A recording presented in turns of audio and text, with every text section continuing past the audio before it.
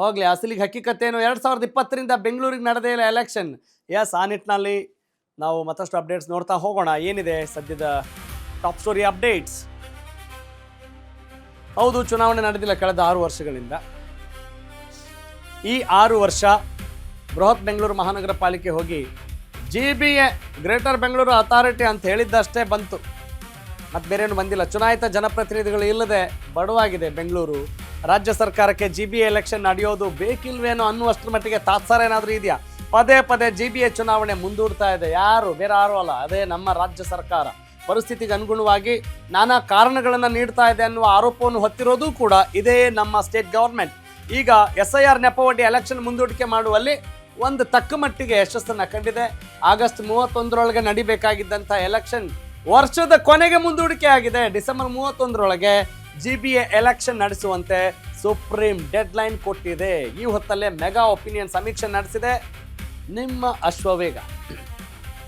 ಆ ಸಮೀಕ್ಷೆಯ ಪ್ರಕಾರ ಯಾರತ್ತಾ ಇದೆ ಬೆಂಗಳೂರು ಮತದಾರರ ಒಲವು ಅಂತ ತಿಳಿದುಕೊಳ್ಳುವಂಥ ಕುತೂಹಲ ಸಹಜವಾಗೇ ಇರುತ್ತೆ. ಗೆಲುವು ಒಲವು ಯಾರ ಕಡೆ? Any guesses? ನೀವು ಗೆಸ್ ಮಾಡ್ತಾ ಇರಿ ಏನಿರ್ಬೋದು ಅಂತ, ನೀವು ಕೂಡ ನೋಡ್ತಾ ಇದ್ದಂಥವ್ರು. ಆದರೆ ಈಗ ಒಂದು ಹೊಸ ಹೆಸರು ಬದಲಾವಣೆ ಆದ ತಕ್ಷಣ ಏನು ಹೊಸ ಬದಲಾವಣೆ ಆಗ್ಬೋದು? ಬೆಂಗಳೂರು ಜನರ ಮನಸ್ಥಿತಿ ಕೂಡ ಬೇರೆ ಆಗಿರುತ್ತೆ. ಏನ್ರಿ ಬೇಕಾಗಿರುತ್ತೆ?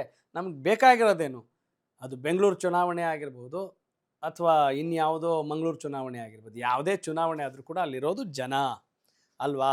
ಇಲ್ಲಿ ಜನಸಂಖ್ಯೆ ಜಾಸ್ತಿ ಇರುವಾಗ ಹೇಗೆ ಈ ಜನಸಂಖ್ಯೆಗೆ ಮೊದಲು ಏನೆಲ್ಲ ಸಮಸ್ಯೆಗಳನ್ನ ಎದುರಿಸ್ತಾ ಇದ್ದಾರೆ?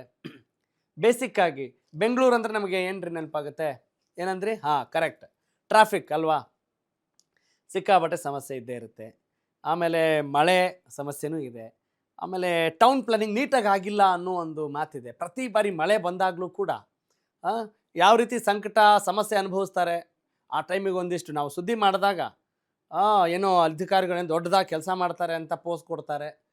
ಇದು ನಾವು ಹೇಳ್ತಾ ಇರೋದಲ್ಲ, ಸ್ವತಃ ನೋವನ್ನು ಅನುಭವಿಸ್ತಾ ಇರುವಂಥ ಜನ ಹೇಳ್ತಿರ್ತಾರೆ.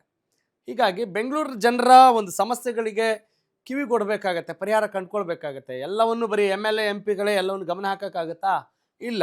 ಆಯಾಯ ಕ್ಷೇತ್ರದಲ್ಲಿ ಆಯಾಯ ವಾರ್ಡಲ್ಲಿ ಕಾರ್ಪೊರೇಟ್ರೇ ಬಾಸ್ ಆಗಬೇಕಾಗಿರುತ್ತೆ ಅಲ್ವಾ? ಅವರ ಅಹವಾಲುಗಳನ್ನು ಸ್ವೀಕರಿಸಲಿಕ್ಕೆ ಅಂಥ ಕೆಲಸ ಆಗುತ್ತಾ? ಆ ನಿರೀಕ್ಷೆಯಿಂದ ನಮ್ಮ ಜನ ಉತ್ತರ ಕೊಟ್ಟಿದ್ದಾರೆ, ಬೆಂಗಳೂರಿನ ಜನ. Yes, let's look into it.